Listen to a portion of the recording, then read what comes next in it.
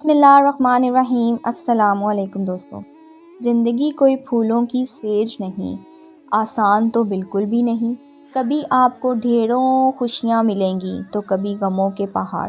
خوشی اور غم تو اہم جڑ ہے زندگی کے، لیکن انسان بڑا ہی ناشکرا ہے، صرف غموں کو، تکلیفوں کو اور دکھوں کو ہی یاد رکھتا ہے، مانا کہ غم کا سینہ چار دیتے ہیں اور لوگوں کی باتیں آپ کو اذیت دیتی ہیں، لیکن اگر خوش رہنا ہے تو صبر کریں، صبر کرنا سیکھیں، زندگی کو صبر و شکر کے ساتھ گزاریں، یقین کریں آپ کی زندگی بہت آسان ہو جائے گی۔